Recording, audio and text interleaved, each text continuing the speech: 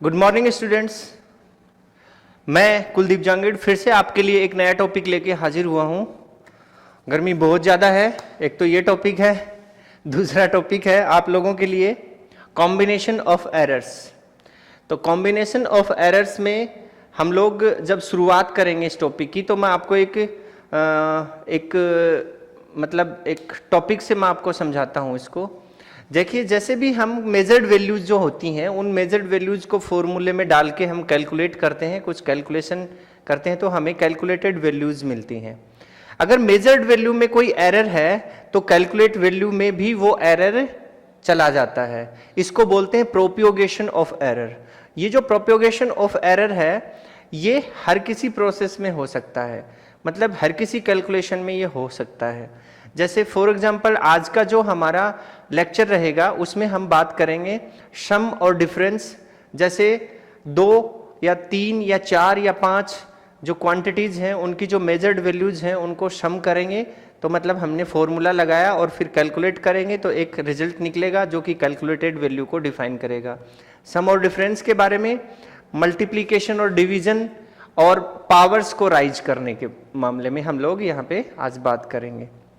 तो इस चीज को समझने के लिए मैं एक एग्जांपल लेता हूं सबसे पहले। जैसे हमारे पास में कोई कैलकुलेटेड वैल्यू है z। जैसे मैंने लिया कोई कैलकुलेटेड वैल्यू है आपके लिए z कोई कैलकुलेटेड वैल्यू है और a प्लस बी इसकी जो वैल्यूज हैं जिनको हमने सम किया उनसे हमें कैलकुलेटेड वैल्यू मिली। ये मेजर्ड वैल्यू है a एंड b, उनके सम से हमें एक कैलकुलेटेड वैल्यू मिली z। अब हमने बोला कि a जो है, a को जब मेजर किया तो उसकी जो हमारे पास में एरर आई एब्सोल्यूट एरर, वो absolute error I plus minus delta a। और जब हमने b को मेजर किया तो हमारे पास में उसकी एरर आई प्लस माइनस डेल्टा b। ये दोनों एब्सोल्यूट एरर आ गई आपकी, एब्सोल्यूट एरर। ठीक है, तो अब हमें देखना है कि ये जो z है कैलकुलेटेड वैल्यू, इसके साथ में कंप्लीट एरर क्या आएगी कैलकुलेटेड वैल्यू की। ये मेजर्ड वैल्यूज की एरर है तो कैलकुलेटेड वैल्यूज की एरर क्या आएंगी ये हमें देखना है यहाँ पे। तो अब देखिए, हमने इसको सम करना शुरू किया तो मैंने लिखा z is equals to a, और z की मिनिमम वैल्यू के लिए निकालेंगे हम लोग। क्योंकि मिनिमम वैल्यू के लिए क्यों निकालेंगे, देखिए यहाँ पे z ये प्लस माइनस डेल्टा a और प्लस माइनस डेल्टा b, तो मिनिमम भी हो सकती है, मतलब इनसे कम और इनसे ज्यादा। तो मिनिमम और मैक्सिमम दो वैल्यू आ सकती हैं हमारे पास z की। तो z की मिनिमम वैल्यू के लिए z इज इक्वल्स टू, यहाँ से हम मिनिमम के लिए बात कर रहे हैं, मिनिमम इज इक्वल्स टू आ जाएगा a minus delta a, minimum निकालेंगे तो, और फिर यहाँ पे plus b minus delta b, ऐसे दिखा दिया हमने, is equals to a plus b, तो ये हो गया दोनों का। ठीक है, और फिर यहाँ पे हमने दिखाया माइनस का सिंबल और यहाँ से डेल्टा a और प्लस डेल्टा b, ये हो गया, ये z मिनिमम आ गया आपका। इसी तरीके से ये एक इक्वेशन बनाई हमने। इसी तरीके से z मैक्सिमम के लिए अगर मैं बोलूँ z maximum is equals to, z maximum के लिए अब हम ऐड कर देंगे इनको, तो ऐड कर देंगे तो क्या हो जाएगा a प्लस डेल्टा a और plus b plus delta b, ये हो गया। अब z मैक्सिमम के लिए वैल्यू आ जाएगी आपके पास में यहाँ से a प्लस b और plus delta a plus delta b, ये इक्वेशन आ गई सेकंड आपकी। अब देखिए, ध्यान से देखिए और समझने की कोशिश कीजिए। z मिनिमम में और z मैक्सिमम में a प्लस बी कॉमन है, तो z इज इक्वल्स टू क्या बन जाएगा, z इज इक्वल्स टू एक तो बन गया a प्लस बी। ठीक, अब यहाँ पे delta a plus delta b and delta a plus delta b ये भी कॉमन है, तो यहाँ पे हमने लिख दिया delta a plus delta b, ये आ गया। अब इन दोनों का सिंबल देखिए, प्लस माइनस, दोनों का सिंबल देखिए, यहाँ पे प्लस है यहाँ पे माइनस है, तो दोनों के साथ में लगा दिया प्लस माइनस, ये आ गई आपकी z की वैल्यू। इस तरीके से हम इसको ले सकते हैं।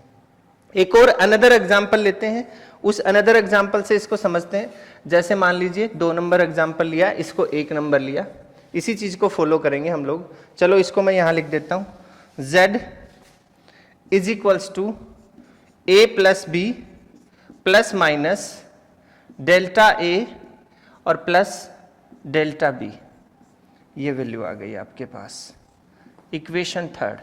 ठीक है, कॉम्बिनेशन ऑफ एरर्स में देखिए एरर इन दोनों में था, मेजर्ड वैल्यूज में एरर था, उसको कैलकुलेट किया तो वो प्रोप्योगेट होके कैलकुलेटेड वैल्यू में भी एरर आ गया है। और एक चीज मैं बता देता हूं आपको, कैलकुलेटेड वैल्यू में एरर जो है वो इंक्रीज हो जाएगा, मेजर्ड वैल्यू से थोड़ा इंक्रीज हो जाएगा। कैसे होगा उसके लिए एक एग्जांपल लेते हैं यहाँ पे, ये लीजिए एक एग्जांपल लेते हैं हम लोग, इसी फॉर्मेट के अकॉर्डिंग एक एग्जांपल लेते हैं, नंबर 2। ठीक, जैसे हमारे पास टेम्परेचर है किसी बॉडीज के, टेम्परेचर ऑफ द बॉडीज, ठीक है, टेम्परेचर गिवन है हमारे पास किसी बॉडीज के, जैसे T1 इज इक्वल्स टू दिया हुआ है आपको 20 degree Celsius plus minus 0.5 degree Celsius, एक तो ये दिया हुआ है। दूसरा दिया हुआ है T2 is equals to 50 degree Celsius plus minus 0.5 degree Celsius, और ये मेजर्ड वैल्यू है, ये मेजर की हमने किसी थर्मामीटर से और उससे हमें ये वैल्यू मिली, मान लीजिए टेम्परेचर की अलग अलग बॉडीज के लिए। इसमें जो एरर आ रहा है वो सिमिलर आ रहा है, इसका मतलब एक ही आइडिया लगा सकते हैं, वैसे कंफर्म नहीं बोल सकते। इसका मतलब ये हुआ कि एक ही थर्मामीटर से रीडिंग ली गई थी, इसीलिए इनका जो एरर है वो सिमिलर यहाँ पे दिखाई दे रहा है, ऐसा भी हम समझ सकते हैं। अब देखो अब अगर हम इनकी डिफरेंस निकालना है, हमें दोनों टेम्परेचर गिवन है और इनका डिफरेंस निकालना है, दोनों बॉडीज के टेम्परेचर का डिफरेंस निकालना है। तो डिफरेंस निकालने के लिए सबसे पहले तो हम एक बार इस एरर को भूल जाते हैं थोड़ी देर के लिए, तो डिफरेंस निकालते हैं। T2 minus T1 is equals to 50 degree Celsius minus 30 degree Celsius, नहीं 20 डिग्री सेल्सियस, एक second, 20 degree Celsius is equals to 30 degree Celsius, ये आ गया इसका डिफरेंस। ठीक है, ये हमारे पास T2 माइनस T1 आ गया है। अब देखो जो हमारे पास आया है उसके अकॉर्डिंग इन दोनों का इस तरीके से T1 T2 का डिफरेंस निकाल दिया। अब इन दोनों मेजर्ड वैल्यूज का हमारे पास एब्सोल्यूट एरर कितना है, 0.5 डिग्री सेल्सियस और 0.5 डिग्री सेल्सियस।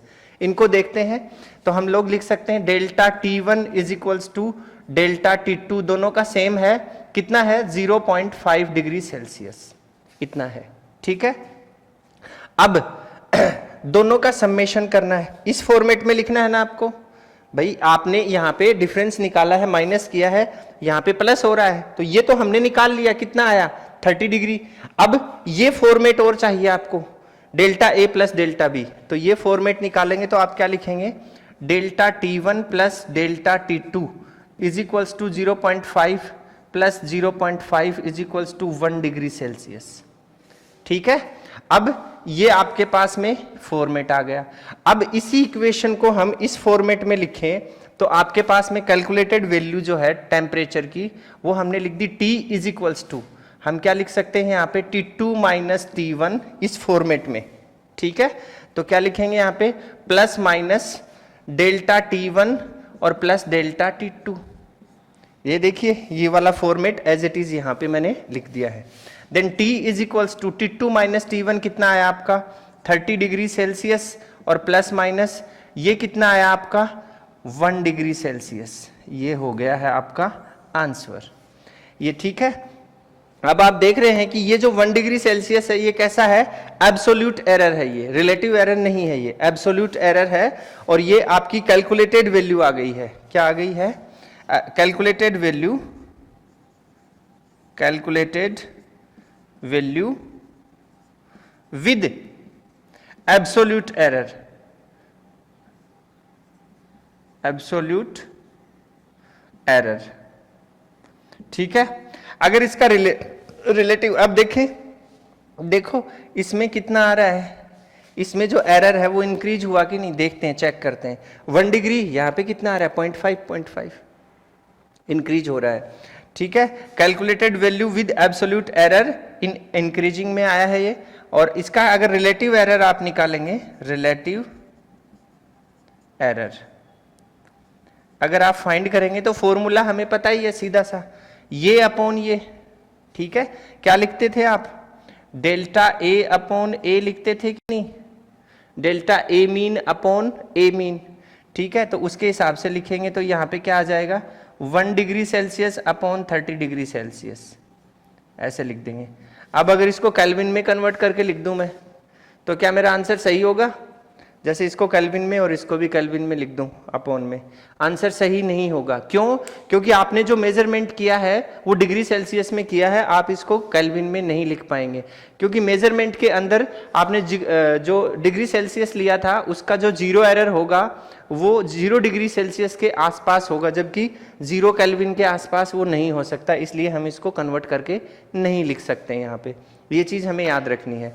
अब देखो इसके बाद में हम एक और एग्जाम्पल कंसीडर करते हैं, और उस एग्जाम्पल को कंसीडर करने के लिए पहले इसको इरेज करना पड़ेगा, तो मैं इसको इरेज कर देता हूँ एक बार। हाँ जी, अब देखिए अभी तो हमने सम और डिफरेंस के बारे में एग्जाम्पल लिया था, अब अगर हम दूसरा एक और एग्जाम्पल लें और वो लें हम प्रोडक्ट के लिए, तो मैं लिख दूं यहाँ पे प्रोडक्ट और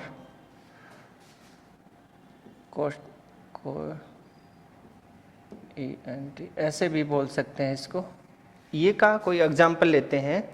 तो देखो एक एग्जाम्पल लेते हैं अपन, जैसे हमने अज्यूम किया let z is equals to A B है आपके पास, z इज इक्वल्स टू क्या है, ए बी है।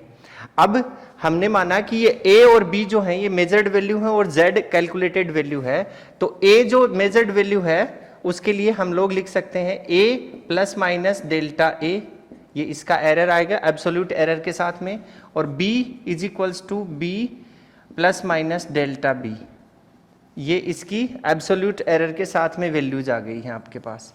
इन वैल्यूज को हम लोग इसमें पुट करेंगे तो क्या बन जाएगा इसके साथ में, तो आप लिख सकते हैं z plus delta z is equals to a plus delta a, ठीक है, ऐसे लिख दिया आपने, और फिर लिख दिया आपने यहाँ पे b और प्लस डेल्टा b, इस तरीके से आपने इसको डिनोट कर दिया। z की मैक्सिमम वैल्यू के लिए हम ऐसा लिख सकते हैं, माइनस भी लगा सकते हैं आप, ठीक है, माइनस भी इसको यूज कर सकते हैं, लेकिन अभी मैक्सिमम के लिए हम इसको प्लस डेल्टा ए और प्लस डेल्टा बी से डिनोट कर रहे हैं यहाँ पे, ठीक है। अब देखो इन दोनों को हमने मल्टीप्लाई किया, plus delta Z is equals to, दोनों को मल्टीप्लाई किया तो आपके पास में आ गया ए बी, और फिर इसको और इसको मल्टीप्लाई किया प्लस का ए डेल्टा बी, सॉरी ये ए है, ए डेल्टा बी और प्लस, अब इन दोनों को किया तो b डेल्टा a और प्लस, और इन दोनों को किया तो डेल्टा a और डेल्टा b, ये डेल्टा a है, ये डेल्टा a है आपका, ठीक है, ये मल्टीप्लीकेशन आ गया आपका, ठीक। अब देखिए इस मल्टीप्लीकेशन में हमें पता है, ध्यान से देखते जाइए आप, इस मल्टीप्लिकेशन को समझने के लिए मान लेते हैं कि डेल्टा ए क्या है, absolute error in A measurement, and delta B also absolute error in B measurement. इसकी जो वैल्यू है वो मान लीजिए 0.01 आई, इसकी भी 0.01 आई, तो दोनों का जब मल्टीप्लिकेशन करेंगे आप तो आ जाएगा 0.0001, ये आ जाएगा आपका, ठीक है। तो ये तो और भी छोटा हो गया, तो हम इस टर्म को इग्नोर कर सकते हैं, इन दोनों का मल्टीप्लिकेशन हम इग्नोर कर सकते हैं, तो हमने इसको इग्नोर करना है। और यहाँ पे z की वैल्यू क्या है, z की वैल्यू है ए बी, तो यहाँ पे वैल्यू डाल दी A B plus delta z is equals to A B और plus A delta B plus B delta A, और ये नेग्लेक्ट कर दिया इसको। अब ए बी से ए बी को कैंसिल कर दिया, delta z is equals to A delta B plus B delta A, ये आ गया। दोनों साइड में z से डिवाइड कर देंगे तो आ जाएगा delta z upon z is equals to a और delta b upon z plus b delta a upon z। अब z की वैल्यू यहाँ पे डाल देंगे तो आ जाएगा delta z upon z is equals to a delta b upon A B, ये डेल्टा है, upon A B plus B delta A upon A B. अब यहाँ b से b कैंसिल हो गया और यहाँ a से a कैंसिल हो गया। नेक्स्ट स्टेप जो बनेगी आपकी वो बन जाएगी delta z upon z is equals to, ये हो गया है आपका delta b upon b plus delta a upon a, ये बन गया आपका। और ये क्या है? रिलेटिव एरर है। These are relative errors, these are relative errors.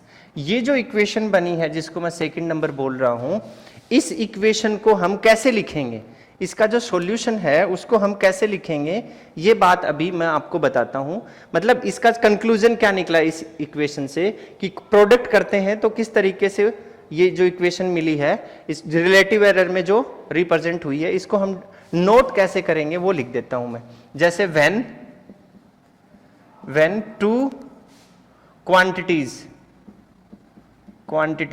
दो क्वांटिटीज कौन सी थी? A and B are multiplied और डिवाइड, ठीक है। द रिलेटिव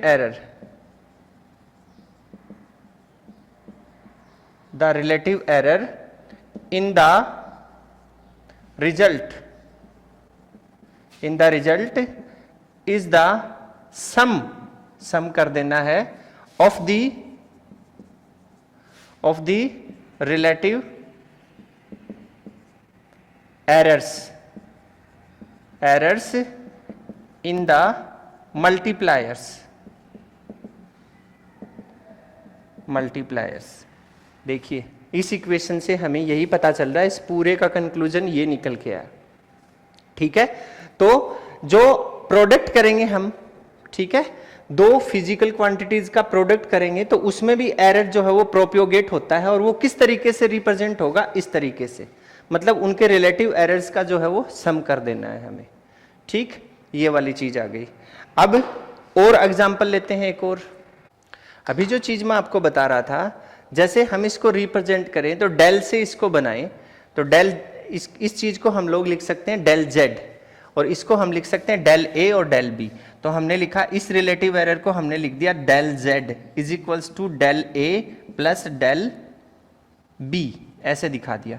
मतलब सम करना है रिलेटिव एरर्स का। देन डेल जेड, अगर मैं यहाँ पे बोलूँ कि del A is equals to 2% आया और del B is equals to भी 2% आया आपके पास, तो del Z is equals to हो जाएगा 4%, ठीक है। अब अगर मैं लिखूं z is equals to A by B, इस तरीके से अगर डिनोट करूं तो भी मेरे पास में डेल z कितना आएगा? यहाँ पे ऐड होके 4% ही आएगा। क्यों? क्योंकि हमारा जो कंक्लूजन है उसमें साफ मैंने बताया है आपको, यहाँ से देखिए मल्टीप्लाइड और डिवाइड दोनों ही फंक्शन में हमारे जो रिलेटिव एरर हैं उनको ऐड कर देना है हमें, ठीक है।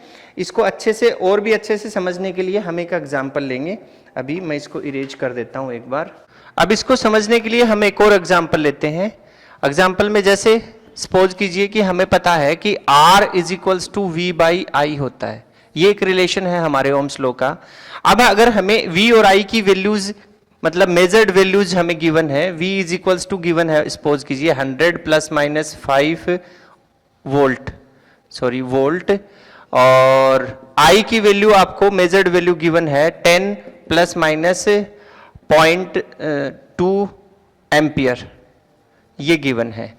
तो इसके लिए हम क्या करेंगे? सबसे पहले तो इस R को कैलकुलेट करने के लिए एक बार इन एरर्स को भूल जाते हैं और R कैलकुलेट करते हैं। तो हम लोग लिख सकते हैं R is equals to 100 upon 10 is equals to 10 ohm, ये आ गया आपका R, ठीक है। अब देखो ध्यान से सुनो आप, V और I के रिलेटिव एरर्स को कैलकुलेट करना है। क्यों करना है? क्योंकि ये डिवाइड है और डिवाइड में रिलेटिव एरर्स को ऐड करेंगे हम लोग। मल्टीप्लीकेशन और डिवाइड में रिलेटिव एरर्स को ऐड करते हैं। तो ये डिवाइड है तो इसके सबसे पहले रिलेटिव एरर्स निकालेंगे और फिर उनको ऐड कर देंगे। तो अब क्या करेंगे हम? नाउ वी कैलकुलेट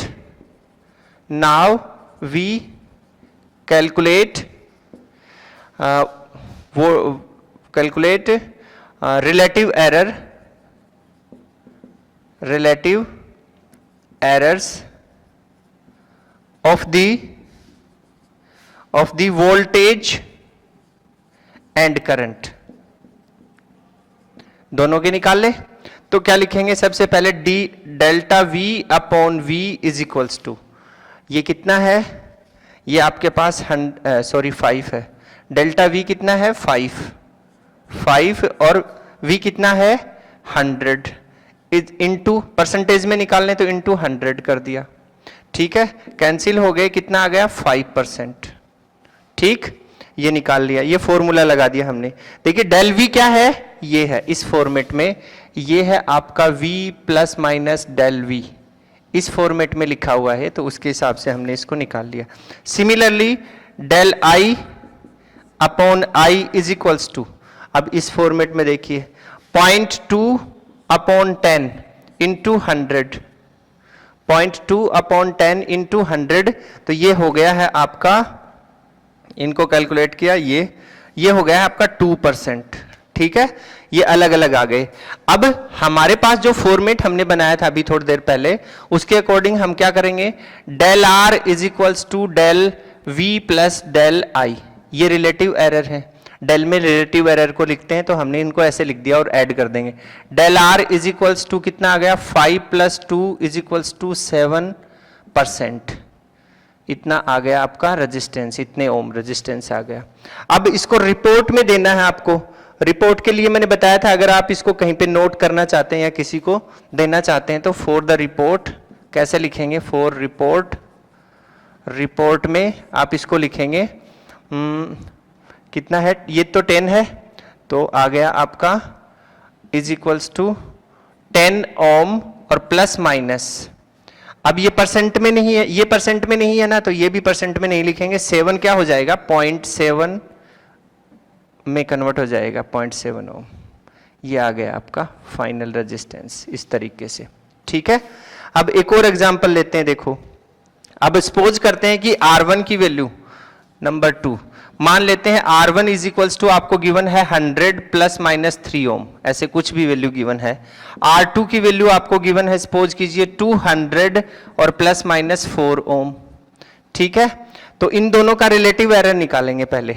ठीक है, तो D del R1 is equals to del R1 निकालेंगे तो क्या लिखेंगे, डेल R1 ऐसे लिखेंगे डेल्टा R1 अपॉन R, तो ये कितना हो गया यहाँ पे 3/100 इंटू परसेंट में निकालेंगे तो into 100 is equals to 3%। Del R2 is equals to delta R2 upon R is equals to, ये हो गया है आपका 4/200 इंटू 100, और ये हो गया आपका 2%, ये कैंसिल 2% हो गया, ये 2 आ गया। ठीक है, इस तरीके से आ गया। अब मान लीजिए कि इन दोनों को सीरीज में कनेक्ट कर दिया, in the series combination, in the series combination, तो क्या होता है, RS is equals to R1 plus R2 होता है कि नहीं। तो हम लोग इसको, तो ये प्लस में है ना, दोनों प्लस में है, तो सीधा सीधा निकालेंगे, तो RS इज इक्वल्स टू, देखो एब्सोल्यूट एरर लिखेंगे, सम और डिफरेंस में एब्सोल्यूट एरर आएगा, डिवाइड और मल्टीप्लीकेशन में रिलेटिव एरर आएगा। तो ये सम आ गया, तो सम में हमने लिखा यहाँ पे RS इज इक्वल्स टू, सबसे पहले इसका डेल आर कितना है, इसका निकालेंगे तो यहाँ से देखते हैं वैल्यूज कहाँ है, ये रही 3 + 4, ये है, सीधी आ जाएगी। तो इसका डेल्टा R, तो हम लोग लिख सकते हैं यहाँ से R1 प्लस R2, ठीक, और प्लस माइनस यहाँ पे क्या आ जाएगा, del R1 plus del R2। यही तो फॉर्मूला आया था हमारा जब हमने सम और डिफरेंस के लिए किया था। तो ये हो गया RS is equals to R1 plus R2 कितना है आपका, R1 प्लस R2 है, ये रहा 100 + 200 300, और plus minus del R1 del R2 कितना है 3 + 4 मतलब 7 ओम। ये इक्वेशन बन गई आपकी सीरीज कॉम्बिनेशन के लिए। ठीक है, अब इसी एग्जांपल को अगर हम लोग माने कि हमारे पास में कोई अदर कोई कैलकुलेशन गिवन है, कोई भी किसी भी टाइप की कैलकुलेशन हो सकती है। एक एग्जांपल और ले लेते हैं, जैसे सपोज करते हैं, मैं मिटाता हूं एक बार इसको, फिर बताता हूं आपको। जैसे एक और इक्वेशन लेते हैं, सपोज करते हैं कि हमारे पास में एक इक्वेशन है, जैसे आपको दे दिया R naught is equals to 2r1r2, ऐसे दे दिया आपको, ठीक है। और r1r2 की जो पहले वाले एग्जाम्पल में हमने वैल्यू ली थी उन्हीं को ले लेते हैं एक बार। जैसे आपको गिवन है r1 इज इक्वल्स टू कितना माना था हमने, r1 is equals to 100 plus minus 3 ohm, ये माना था, ठीक है। और R2 इज इक्वल्स टू आपने लिया था कितना, 200 और प्लस माइनस 4 ओम, इतना लिया था। ये वैल्यूज गिवन है और ये आपको इक्वेशन दी गई है इस तरीके से। तो इसको कैसे सोल्व करेंगे, ठीक है।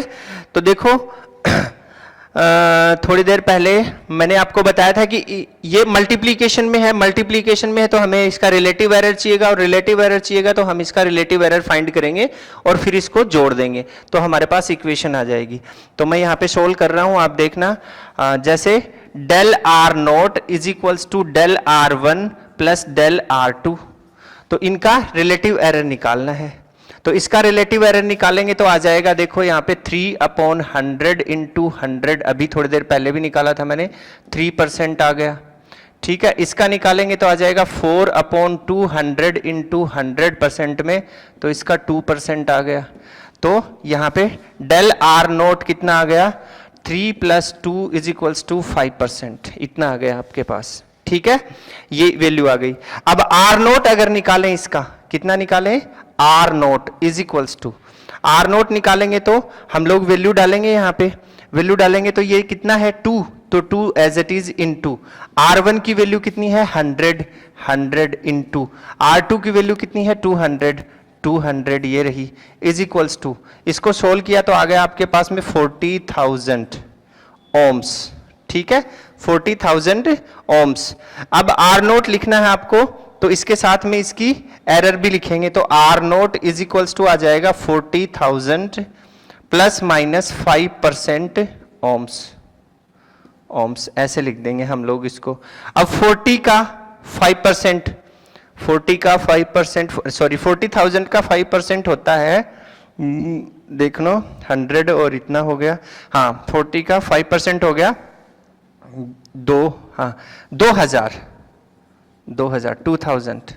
2000 हो गया। तो हम इसी इक्वेशन को कैसे लिख सकते हैं बिना परसेंटेज के, R naught is equals to 40,000 और प्लस माइनस 2,000 ओम्स, इस तरीके से हमारी कैलकुलेशन आ जाएगी इसमें। देखिए मैं आपको बार बार यही समझा रहा हूं कि सम और डिफरेंस में आपको एब्सोल्यूट एरर काम में लेना है, और दूसरी चीज कौन सी है, डिवाइड और मल्टीप्लीकेशन में आपको रिलेटिव एरर काम में लेना है, और रिलेटिव एरर को क्या करना है, जोड़ देना है, ऐड कर देना है, ठीक है, ये वाला। इसलिए मैंने इतने सारे एग्जाम्पल आपको बताए हैं। अब अगर और आगे चले हम लोग, तो नेक्स्ट जो अपना टॉपिक आता है वो आता है अपना एक और, जैसे यही एग्जाम्पल है, इसी एग्जाम्पल को हम थोड़ा और आगे बढ़ाएं। पहले सीरीज में देखा था, अगर इसको पैरेलल में देखें हम लोग, तो पैरेलल के लिए हमारे पास में जो इक्वेशन आती है वो क्या होती है आपको पता है, यहाँ पे देखिए 1/r is equals to 1/r1 plus 1/r2, ये इक्वेशन आती है आपके पास, ठीक है। अब इसी इक्वेशन के अकॉर्डिंग अगर अपन सॉल्यूशन निकालें और मैं लिख दूं r dash is equals to, ध्यान से देखना आप लोग क्या लिखेंगे, r1 r2 upon r1 plus r2। ये चीज आपको अच्छे से याद है, हमने जो 10th क्लास है उसके इलेक्ट्रिसिटी वाले चैप्टर में इस चीज को स्टडी किया था पैरेलल कॉम्बिनेशन के लिए। ये फॉर्मूला निकल के आ गया। अब इस फॉर्मूले में ये देखिए, ये दोनों किसमें है, मल्टीप्लीकेशन में, और ये दोनों किसमें है, सम में है, ठीक है। तो ऊपर वाले में रिलेटिव एरर कैलकुलेट होगा, नीचे वाले में एब्सोल्यूट एरर कैलकुलेट होगा, और फिर उनका रेशियो दिखाना है हमें इस तरीके से। मैं इसको सोल्व करके बताता हूं आपको। देखिए ये जो इक्वेशन है, इस इक्वेशन के अकॉर्डिंग हमने इसमें वैल्यू पुट की, और वैल्यू पुट की तो हमारे पास में R1 की वैल्यू 100 है और R2 की वैल्यू 200 है, तो R dash is equals to 100 into 200 upon 100 plus 200 is equals to, ये हो गया है आपका 2000, ये 0000 अपॉन, यहाँ से आ गया आपका ये 300, ये कैंसिल और इन दोनों को कर 66.66666 ऐसे आएगा। तो इसको हम राउंडिंग ऑफ कर देंगे। कैसे करेंगे राउंडिंग ऑफ, ये अगले लेक्चर में, जो आगे लेक्चर आएंगे उसमें आपको बताऊंगा मैं। इतने ओम आ गया, 66.7 ओम। ठीक है, अब एक फॉर्मूला हम यूज में लेते हैं। देखिए ये जितनी भी चीजें मैंने आपको बताई हैं, इनकी मैं आपको एक शॉर्ट ट्रिक बताऊंगा अगले लेक्चर में। डिफरेंशियल शॉर्ट ट्रिक बोलते हैं उसको। उस ट्रिक से हम इनको बहुत इजीली इनको सोल्व कर सकते हैं, लेकिन उसके लिए हमें डिफरेंशियल कैलकुलस आना चाहिए। और डिफरेंशियल कैलकुलस जो है वो आप लोगों ने अभी पढ़ा है कि नहीं पढ़ा, आपके सिलेबस में है मैथमेटिक्स में, लेकिन थोड़ा मैं उसको समझा के फिर आपको वो ट्रिक्स बताऊंगा। उस ट्रिक से हमारे पास में एक फॉर्मूला आता है, वो आता है D R dash is equals to delta R dash upon R dash का स्क्वायर। ये आर डैश का स्क्वायर है, R dash square is equals to del R 1 upon R1 का square plus del R2 upon R2 का square. ये एक formula निकल के आता है। ये कैसे आया ये आपको शॉर्ट ट्रिक में समझ में आएगा। ये सारी चीजें, ये सारे के सारे क्वेश्चंस मैं आपको शॉर्ट ट्रिक से सोल्व करके दिखाऊंगा नेक्स्ट लेक्चर में। अभी तो बहुत लंबा हो जाएगा, अभी भी कर सकते थे लेकिन काफी लंबा हो जाएगा। इसको सोल्व करेंगे तो डेल R डैश अपॉन 66.7 का होल स्क्वायर, ये आया है आपका R dash. Del R dash इसको लिखेंगे अपॉन R डैश, तो ये R डैश की वैल्यू डाल दी यहाँ पे, ये वाली पोर्शन में ये बन गया है ये, इज इक्वल्स टू, अब इसको सोल्व करेंगे तो बन जाएगा आपका 3 अपॉन 100 का स्क्वायर, ये 3 है, ये ठीक है, प्लस ये बन गया है आपका 4 अपॉन 200 का स्क्वायर। इस तरीके से अब इसकी वैल्यू निकालेंगे तो इसको इधर लेके जाएंगे हम लोग, तो हम लोग लिख सकते हैं del R dash is equals to 200 upon 3 का होल स्क्वायर। ठीक, और फिर आ जाएगा यहाँ पे 12 अपॉन 200। मैं थोड़ा इसको शॉर्ट स्टेप्स में लिख रहा हूँ, 200 का स्क्वायर, और ये बन गया आपका। इसको सोल्व कर लेंगे। Del R dash is equals to 16/9 होगा। कैलकुलेशन नहीं कर सकते यहाँ पे, बहुत टाइम लगेगा, नहीं तो ये 777 आता रहेगा, लेकिन इसको भी राउंडिंग ऑफ करेंगे तो बन जाएगा 1.8 ओम। ठीक है, अब हम इसको लिखेंगे तो आर डैश की वैल्यू आ जाएगी आपके पास में 66.7 ओम प्लस माइनस 1.8 ओम। ये वही फॉर्मेट आ गया है आपका, मतलब इसकी कैलकुलेशन ये आई आपके पास में पैरेलल कॉम्बिनेशन के लिए। इन्हीं क्वांटिटीज की R1 और R2 की वैल्यूज ये यूज में ली है हमने इस फॉर्मूले में भी। ठीक है, इस तरीके से हम इसको सोल्व कर सकते हैं। अब एक लास्ट एंड फाइनल बचा है आपका पावर्स को राइज्ड करना। पावर्स को जब हम पावर्स के लिए हम जो प्रोपेगेशन ऑफ एरर फाइंड करेंगे वो कैसे करेंगे, उसके लिए मैं आपको अभी ये इरेज करके बताता हूँ। पावर्स के लिए देखते हैं, पावर्स को समझने के लिए हम एक एग्जांपल लेते हैं यहाँ पे।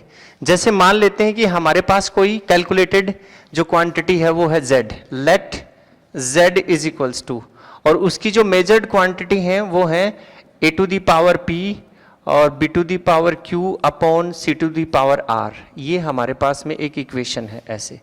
ठीक है, इसको हमें देखना है। तो सबसे पहली चीज तो ये है कि ये दोनों डिवाइड में है, तो हमें रिलेटिव एरर की जरूरत पड़ेगी यहाँ पे। ठीक, तो सबसे पहले हम बात करते हैं इसका रिलेटिव एरर निकालते हैं। तो del z is equals to होता है डेल्टा z अपॉन z। ठीक, और फिर इसको लिखते हैं इस वाली को, तो इसका एक फॉर्मूला होता है, वो भी उसी शॉर्ट ट्रिक में आएगा डिफरेंशियल वाली में। तो हम इसको लिख सकते हैं यहाँ पे p del a plus q del b, और ये पावर है c, तो यहाँ पे ये प्लस माइनस का सिस्टम यहाँ पे नहीं लेना है, इसको ऊपर लेके जाएंगे c to the power minus r होगी, तो उसको भी हमें प्लस में ही लेना है। एरर के लिए, ओनली एरर वाले मतलब कैलकुलेशन के लिए इसको माइनस में नहीं लेंगे, प्लस में ही लेंगे, और प्लस r डेल c ऐसे लिख दिया इसको। अब इसको सोल्व कर लेंगे। Del z is equals to delta z upon z is equals to p del a क्या है, रिलेटिव एरर, जिसको आप लिख सकते हैं delta a upon a plus q, del b को लिख सकते हैं delta b upon b plus r delta c upon c, ऐसे इसको डिनोट कर सकते हैं। ये हमारा फॉर्मूला बन गया है। ठीक है, अब जैसे इसी फॉर्मूले से हम एक और एग्जांपल लेते हैं। जैसे मैंने ले लिया यहाँ पे z is equals to a to the power 4 B to the power 1/3 upon C D to the power 3/2, ये एक ले लिया। इसको सोल्व करके देखते हैं। Del Z is equals to, आप क्या लिखेंगे, इस फॉर्मेट के अकॉर्डिंग लिखेंगे। पहले जो पावर लगी हुई है उसको पहले लिखा है, तो इसकी पावर 4 आ गई और ए को डेल ए लिख दिया, ठीक, प्लस बी की पावर 1/3 है, पहले लिख दिया, डेल बी लिख दिया। फिर सी के ऊपर कोई पावर नहीं है, इसका मतलब सिंगल पावर है, प्लस में लिख दिया हमने 1 डेल सी। और फिर प्लस डी को लिख दिया हमने 3/2 पावर पहले और डेल डी। इस तरीके से इसी फॉर्मेट को फॉलो कर रहा हूं मैं। इस फॉर्मेट में देखिए, 1 मिनट के लिए मैं आपको बताता हूं।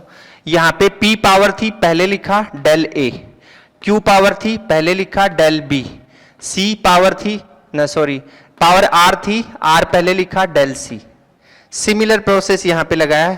4 पावर है 4 डेल A, इसकी पावर 1/3 डेल B। अपॉन का कोई लेना देना नहीं है, यहां पे मैंने अभी बताया आपको। C के ऊपर पावर 1 है तो 1 इंटू डेल C, इसकी पावर 3/2 है, 3/2 इंटू डेल D, ये बन गया। इस तरीके से इसी को फॉलो कर रहा हूं मैं, ठीक है। अब इसको कैसे लिख सकता हूं, del Z is equals to 4 del A upon A plus 1/3 delta B upon B plus ये हो जाएगा डेल्टा C अपॉन C और plus 3/2 delta D upon D। ये इस फॉर्मेट से हम इसमें वैल्यू पुट कर देंगे और आंसर आ जाएगा हमारे पास में। मतलब 4 मल्टीप्लाई करना है अब relative error of A, 1/3 multiply करना है रिलेटिव एरर ऑफ B, और C से यहाँ पे सिर्फ रिलेटिव एरर ऑफ C, 3/2 को मल्टीप्लाई करना है रिलेटिव एरर ऑफ D। इससे अब एक और एग्जाम्पल लेते हैं, देखते हैं इसको, एक न्यूमेरिकल एग्जाम्पल से समझते हैं हम। जैसे हमारे पास पेंडुलम है और पेंडुलम का टाइम पीरियड होता है T is equals to 2π√L/G। अब इस G की वैल्यू के लिए हम लिख सकते हैं G इज इक्वल्स टू, दोनों साइड में स्क्वायर कर दिया तो हमारे पास में आ जाएगा, दोनों साइड में स्क्वायर करने से, और फिर G का वैल्यू निकाले तो L/G और ये 4π², ये T², तो इसका फॉर्मूला बन जाएगा आपके पास में 4π² L अपॉन T², ये बन गया इसका फॉर्मूला। ये लीजिए, ये फॉर्मूला बन गया है नंबर 1 इक्वेशन। अब इसके लिए हमें निकालना है, ठीक है। अब मान लेते हैं कि हमें जो लेंथ ऑफ स्ट्रिंग है L, उसकी वैल्यू हमने मान ली कि हमें मेजर की, और मेजर करने के बाद में हमें L की वैल्यू मिली 20 प्लस माइनस 0.1 सेंटीमीटर, इतनी मिली मान लेते हैं थोड़ी देर के लिए, ठीक है। और फिर ऑसिलेशन जो कर रहा है पेंडुलम, आपका ऑसिलेशन कर रहा है, तो उसके ऑसिलेशन के लिए हमने मान लिया कि 100 बार ऑसिलेशन किया, तो हमने ऐसे मान लिया कि 100 टाइम्स ऑसिलेशन किया, 100 टाइम्स ऑसिलेशन में उसको 90 सेकंड लगे, 90 सेकंड लगे। कितने सेकंड लगे? 90 सेकंड। और इसमें भी एरर दिखा दिया ±1 सेकंड का, ठीक है, इस तरीके से। तो 1 सेकंड 1 टाइम ऑसिलेशन में कितना टाइम लगेगा? ये हो जाएगा 90/100 सेकंड और ±1/100 सेकंड, इतना हो जाएगा। अगर इसको और भी प्रिसाइज करना है तो 1000 टाइम कर लेंगे इसको, 1000 टाइम ऑसिलेशन करेगा तो ये हो जाएगा 1/100 आया है, इसकी जगह हो जाएगा 1/1000, तो और भी प्रिसाइज वैल्यू आ जाएगी हमारे पास, ठीक है। ये वैल्यू आ गई है। अब रिलेटिव एरर फाइंड करते हैं, रिलेटिव एरर। और रिलेटिव एरर के लिए हमारे पास में फॉर्मूला होता है, जैसे डेल्टा L/L करेंगे पहले, तो डेल्टा L कितना है आपका? डेल्टा L है 0.1, तो 0.1 अपॉन L कितना है? 20/20, और ये बन जाएगा 1/200 इज इक्वल्स टू 0.5%, परसेंट में लिख दिया इसको, ठीक। अब इसी तरीके से अगर हम डेल्टा T/T निकालें, अब हमने रिलेटिव एरर निकाल रहे हैं टाइम का, तो हम लोग लिख सकते हैं 1/100 डेल्टा T, ये रहा, और फिर ये है आपका T 90/100, तो 100 से 100 तो कैंसिल हो गया, आपके पास में क्या आया? 1/90 आया। और 1/90 जो का तो छोड़ दिया हमने, ठीक है। अब देखिए, अब हमारे पास में जो इक्वेशन बनी है उस इक्वेशन में देखिए 4 पाई आर स्क्वायर तो हमारे कांस्टेंट है, इनका तो कोई लेना देना रहेगा नहीं यहाँ पे। एल और टी की इक्वेशन बनी है और ये टी टू दी पावर -2 होगा, टी टू दी पावर -2, और माइनस की यहाँ पे कोई हम लोग रिकॉग्नाइज करते नहीं है, जैसे इसमें भी मैंने बताया, इसमें भी माइनस का हमारे पास में कोई रोल नहीं है इसमें एरर कैलकुलेशन में। तो इसको कैसे लिखेंगे हम, L T -2 L T square ही लिख देंगे इसको डायरेक्ट ही। तो हमारे पास में जो रिलेटिव एरर बनेगा जी के लिए उसको हम बनाएंगे यहाँ पे del G is equals to, ये कितना है, एल है ना, तो इसको लिख दिया डेल एल प्लस एक टाइम है, दूसरा ये टी कितने टाइम है, 2 टाइम, 2 पावर लगी हुई है तो 2 इंटू डेल टी। ये देखो पावर को पहले मल्टीप्लाई करते हैं और फिर उसको मल्टीप्लाई करते हैं। अब यहाँ पे हम लोग लिख सकते हैं डेल जी को कैसे लिख सकते हैं, delta G upon G is equals to, इसको delta L upon L plus 2 into delta T upon T. अब ये वैल्यूज जो हमने निकाली है ये इसमें डाल देंगे, तो delta G upon G is equals to delta L upon L कितना आया 0.5, ठीक है, और इसको परसेंटेज के बजाय वैसे लिखें तो बन जाएगा ये 0.0005, हाँ, प्लस इसको किया 2 into delta T upon T, ये आया, तो इसको सोल्व करेंगे तो ये बन जाएगा 0.0022, ये भी सिंगल जीरो आएगा शायद, हाँ यहाँ पे, ठीक है, 22, ये इतना हो गया। अब इन दोनों को मल्टीप्लाई करके इसमें ऐड करेंगे तो हमारे पास में डेल्टा जी अपॉन जी वैल्यू आ जाएगी आपके पास में 0.0, ये हो गया इतना, अब इसको किया अप्रोक्सीमेट वैल्यू आ जाएगी 0.027222, ऐसे लिख देंगे इसको। अब इसको राउंडिंग ऑफ करेंगे, राउंडिंग ऑफ आपको करना नहीं आता, आगे लेक्चर्स में बताएंगे आपको। डेल्टा जी अपॉन जी हो जाएगा ये आपका, इसको 2.72% दिखा देंगे, अप्रोक्सीमेटली 3%, ये आ गया आपका। इस तरीके से हम इसको सोल्व कर सकते हैं, ठीक है, ये है आपकी इक्वेशन।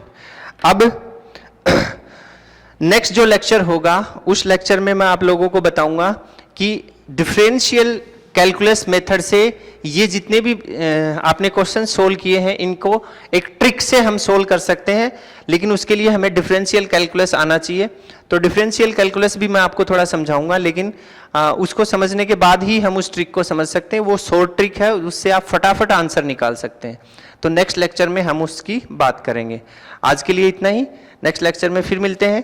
ये एग्जाम्पल्स जितने भी है ना, जितने भी मैंने आपको बताए हैं, इनके अंदर प्रैक्टिस बहुत जरूरी है। देखिए ये कुछ चीजें हैं जिनके अंदर प्रैक्टिस अगर आप लोग नहीं करोगे तो आपको कंफ्यूजन रहेगा। अभी भी जो मैंने पढ़ाया है तब भी आपको शायद थोड़ा बहुत कंफ्यूजन होगा, लेकिन आप इसके ऊपर प्रैक्टिस करके देखिए, इससे रिलेटेड क्वेश्चंस को सोल्व करके देखिए, तो आपको ये सारी चीजें क्लियर हो जाएंगी। ठीक है, नेक्स्ट क्लास में मिलते हैं, शॉर्ट ट्रिक्स वाला मेथड बताएंगे आपको। Thank you, have a nice day everybody.